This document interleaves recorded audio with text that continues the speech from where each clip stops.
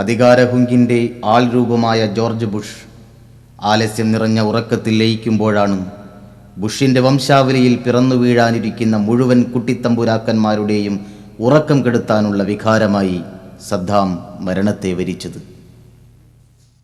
ഒരു കൃത്യമായ സന്ദേശം, നേർക്കുനേരെയുള്ള ഒരു മുന്നറിയിപ്പ്, ഇതൊക്കെ അമേരിക്കക്കാരൻ്റെ തെറിച്ച ബുദ്ധിയിൽ കടന്നു വരാതിരിക്കില്ല. അതുകൊണ്ട് തന്നെയാവാം ബലിപെരുന്നാളിൻ്റെ പ്രസന്നമായ പ്രഭാതത്തിൽ തന്നെ ബുഷ് സദ്ദാമിനു മരണം നൽകിയത്. എന്നാൽ മരണത്തെ ഭയക്കാത്ത ഒരു മുസ്ലിമിന് അവൻ്റെ സൃഷ്ടാവിൻ്റെ സന്നിധിയിലേക്കുള്ള പ്രയാണം ഒരിക്കലും വെപ്രാളത്തോടെയാവില്ലെന്ന് സദ്ദാം നമ്മെ ഓർമ്മിപ്പിക്കുന്നു. ഒരു മാപ്പെഴുത്തുപോലും നടത്താതെ ജോർജ് ബുഷിൻ്റെ മൂക്കിന് തോണ്ടി മരണം ഏറ്റുവാങ്ങിയപ്പോൾ സദ്ദാം നമ്മയൊക്കെ കോരിത്തരിപ്പിക്കുകയും പ്രചോദിപ്പിക്കുകയുമായിരുന്നു. സുഗാഡംബരങ്ങളുടെ വർണ്ണ പ്രപഞ്ചത്തിലേക്ക് റംസംഫീൽഡ് വെച്ചു നീട്ടിയ പ്രലോഭനങ്ങളൊക്കെയും പുറംകാല കൊണ്ട് തട്ടിക്കളയാൻ സദ്ദാമിനെ പ്രേരിപ്പിച്ചത് ഷഹീദിനു വേണ്ടി സ്വർഗത്തിൽ ഒരുക്കി വെച്ച സ്വീകരണങ്ങൾ തന്നെയാവാം.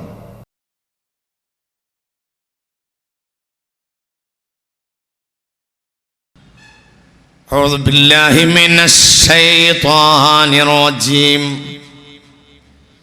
بسم الله الرحمن الرحيم من المؤمنين رجال صدقوا ما عاهدوا الله عليه فمنهم من قضى نحبه ومنهم من ينتظر وما بدلوا تبديلا.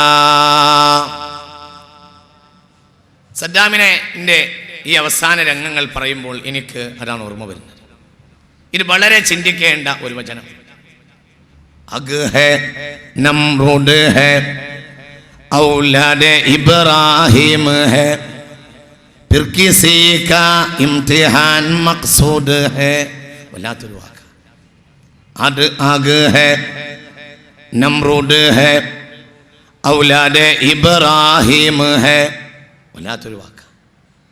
മിനൽ മുഅ്മിനീന റിജാൽ സ്വദഖു മാ ആഹദുല്ലാഹി അലൈഹി.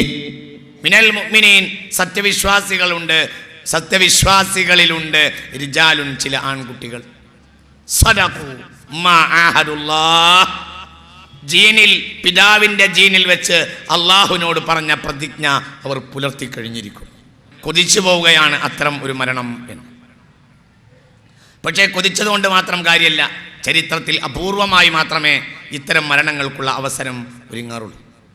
ഇത് കാലഘട്ടങ്ങളുടെ സംഗമമാണ്. ഇത് നൂറ്റാണ്ടിൽ ഒരിക്കൽ മാത്രം ഉണ്ടാകുന്ന ഒരു മരണമാണ്.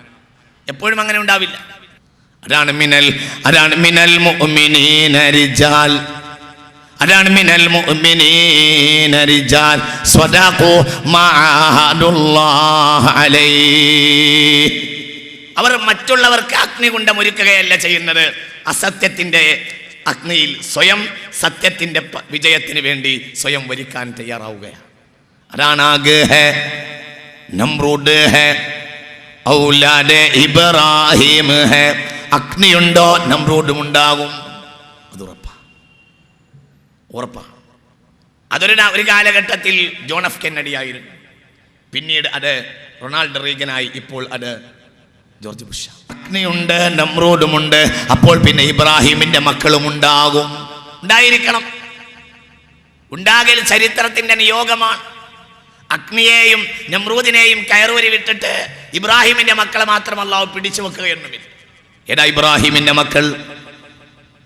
ഖാലു ഹർഖൂഹു വൻസുറു ആലിഹതകും ഇൻ കുൻതും ഫാഇലീൻ ഖുൽനാ യാ നാറു കുനി ബർദൻ വസലാമൻ അലാ ഇബ്രാഹിം.